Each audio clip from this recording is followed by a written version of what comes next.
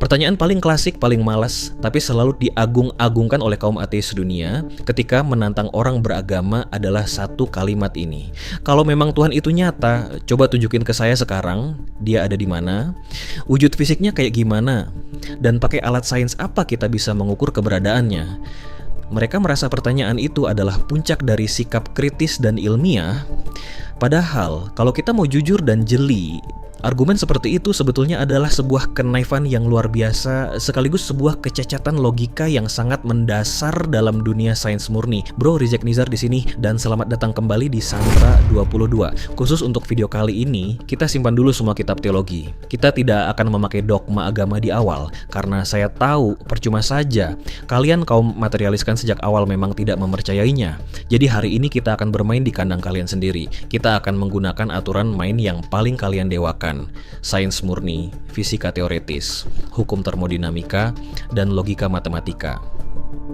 Mari kita uji bersama seberapa kuat ideologi materialisme kalian bisa bertahan dari hantaman hukum fisika yang kalian pelajari di sekolah. Sebelum kita melangkah lebih jauh, saya ingin menantang isi kepala kalian semua yang menonton video ini. Jangan pernah klik tombol like video ini sekarang. Tahan dulu jempol kalian. Jangan berikan interaksi apapun di awal. Tapi saya buat perjanjian di depan, kalau di tengah jalan nanti akal sehat dan logika berpikir kalian terpaksa menyetujui kebenaran hukum fisika yang saya paparkan, maka kalian punya kewajiban moral untuk klik like dan bagikan video ini sebagai modal untuk mencerdaskan sisa-sisa logikamu yang buntu.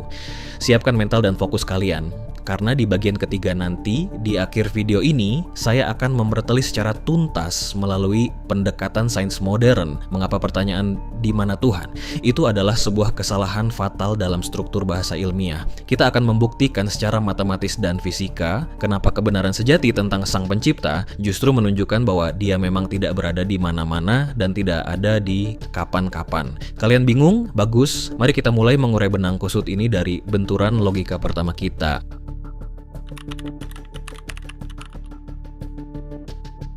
Seluruh komunitas ilmuwan di dunia hari ini telah sepakat bahwa alam semesta yang kita tempati sekarang tidaklah abadi. Alam semesta ini memiliki titik awal mula, yaitu sebuah peristiwa maha dahsyat yang kita kenal dengan nama Big Bang yang terjadi sekitar 13,8 miliar tahun yang lalu. Melalui penelitian kosmologi modern, para fisikawan menemukan bahwa seluruh materi, bintang, galaksi, planet, bahkan ruang kosong dan waktu yang kita rasakan hari ini, dulunya termampatkan dalam satu titik yang super padat, super panas dengan volume yang mendekati nol yang disebut sebagai titik singularitas. Kemudian titik ini mengembang dan meledak dengan kecepatan yang tak terbayangkan. Sampai di sini, kaum ateis biasanya langsung bersorak dan berkata, "Nah, lihat kan, sains sudah membuktikan bahwa alam semesta lahir dari proses alamiah bernama Big Bang, jadi kita tidak butuh konsep Tuhan untuk menjelaskan penciptaan."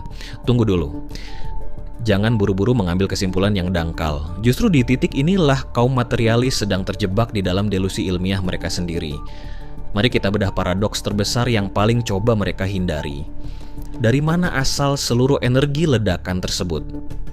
Di dalam dunia fisika ada satu hukum absolut yang tidak boleh dilanggar oleh apapun di alam semesta ini. Nama hukumnya adalah hukum pertama termodinamika, atau yang biasa kita kenal sebagai hukum kekekalan energi. Isi hukum ini sangat tegas dan tanpa kompromi. Energi tidak dapat diciptakan dan energi tidak dapat dimusnahkan.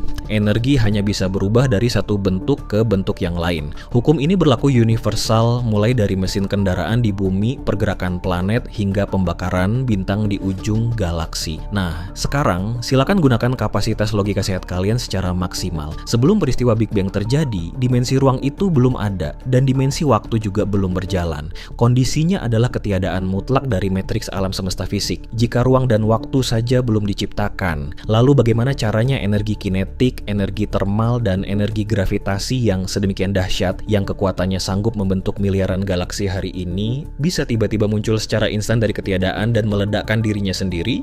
Jika kalian bersikeras mengatakan bahwa energi Big Bang itu muncul sendiri dari ketiadaan tanpa ada intervensi apapun, maka secara otomatis kalian sedang mengkhianati hukum pertama termodinamika yang kalian agungkan. Kalangan materialis sering berkelit menggunakan teori fluktuasi kuantum. Tapi mereka lupa, fluktuasi kuantum membutuhkan ruang vakum kuantum, sedangkan sebelum Big Bang, ruang vakum itu sendiri belum diciptakan.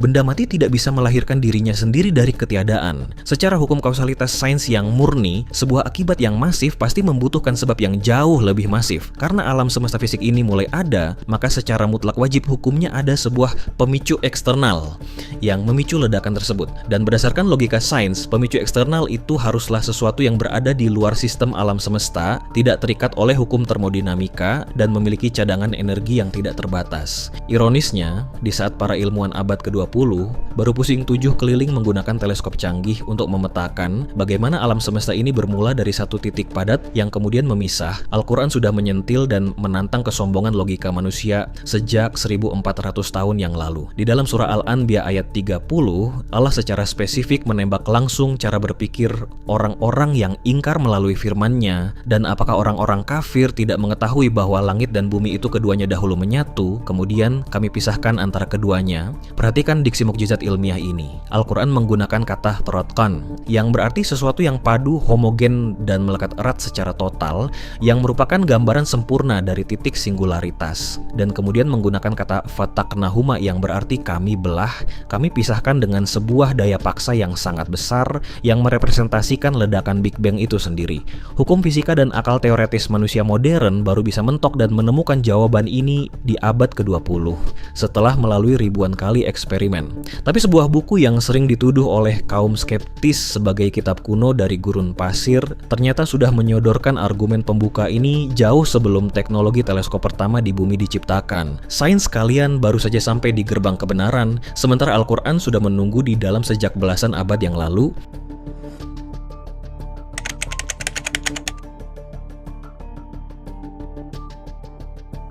Setelah logika kalian terbentur di titik nol Big Bang, kaum skeptis biasanya akan mulai bergeser dan membangun benteng pertahanan baru. Kalian mungkin akan memprotes dan berkata, oke, katakanlah ada pemicu eksternal. Tapi dalam prinsip sains, segala sesuatu yang nyata itu wajib memiliki wujud fisik, memiliki massa, dan keberadaannya harus terikat di dalam ruang dan waktu. Kalau sesuatu tidak punya fisik dan tidak butuh ruang, maka sesuatu itu tidak ada. Benarkah demikian? Apakah sains modern benar-benar sekaku itu dalam memandang realitas? Disinilah letak kesombongan sekaligus kenaifan akal manusia yang terjebak dalam ilusi dunia makro.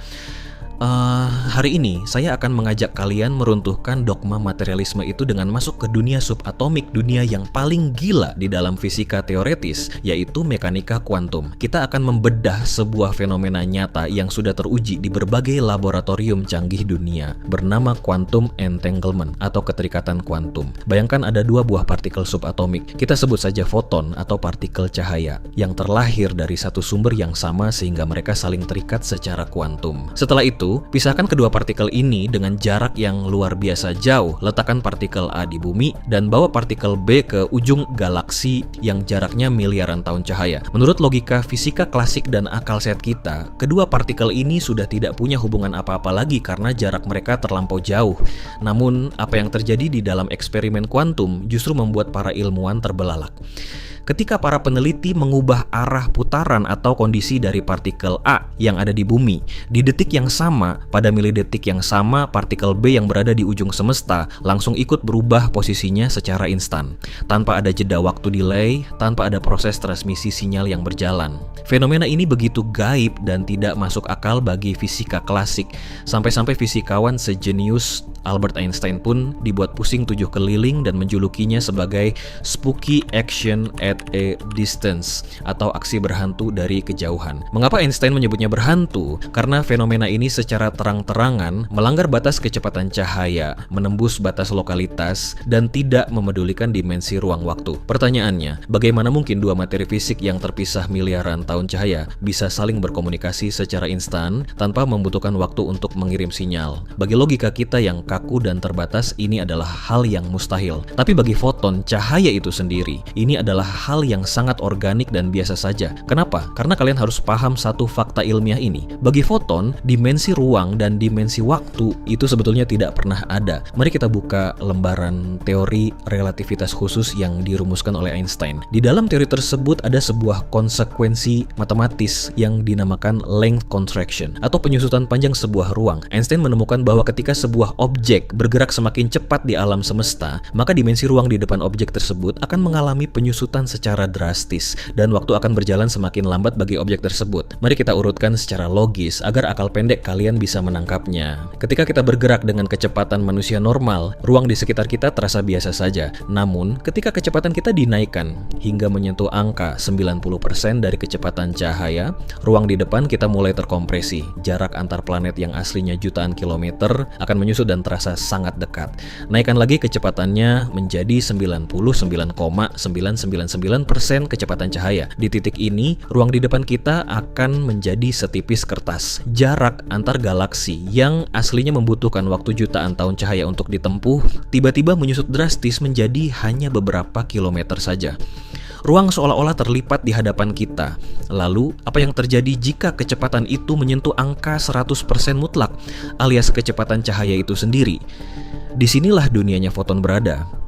Tepat di kecepatan cahaya, rumus matematika dan fisika membuktikan bahwa dimensi ruang menyusut total menjadi 0 alias gepeng sama sekali tanpa dimensi, dan di saat yang sama waktu berhenti membeku. Artinya apa? Bagi sebutir foton cahaya yang bergerak di kecepatan cahaya, jarak dari ujung semesta sebelah barat ke ujung semesta sebelah timur itu tidak ada nilainya. Jaraknya adalah 0. Foton tidak pernah membutuhkan waktu untuk berpindah tempat dari galaksi A ke galaksi B, karena bagi perspektif foton, seluruh isi alam semesta ini berada di satu titik yang sama pada satu waktu yang sama secara bersamaan.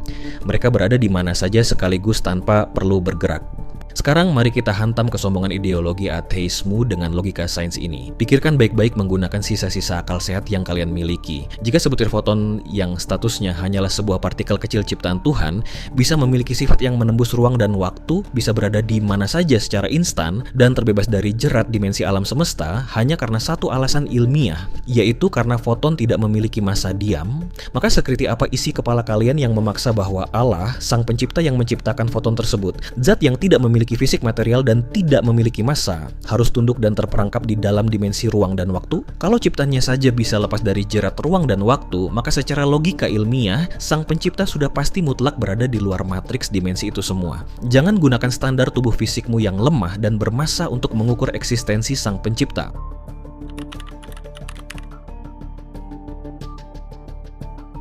Kita masuk ke bagian akhir, sekaligus puncak dari seluruh pembahasan kita hari ini. Mari kita jawab pertanyaan pamungkas yang paling sering kalian gunakan untuk memojokkan orang beriman. Kalau begitu, coba jawab secara ilmiah, di mana posisi Allah sekarang dan seperti apa bentuk rupanya.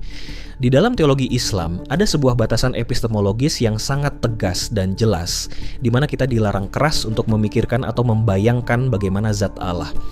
Ingat, larangan ini bukan karena agama Islam itu tabu, takut dikritik atau anti terhadap sains. Bukan, larangan ini ada justru karena Islam sangat ilmiah dan sadar diri akan adanya keterbatasan hardware pada otak manusia. Otak kita ini dirancang hanya untuk memproses hal-hal yang bersifat material, 3 dimensi, dan lokal. Memaksa otak manusia yang terbatas untuk membayangkan zat yang tak terbatas. Itu seperti kalian mencoba menginstal software simulasi alam semesta sekelas NASA ke dalam sebuah kalkulator toko kelontong. Hardware-nya tidak akan pernah sanggup, dan hasilnya pasti akan error. Dalam narasi literatur Islam, dikenal sebuah konsep bernama Sidratul Muntaha, yang secara harfiah berarti tempat pemberhentian atau batas akhir dari segala makhluk dan ciptaan. Bahkan makhluk sekelas malaikat pun tidak bisa menembus batas ini.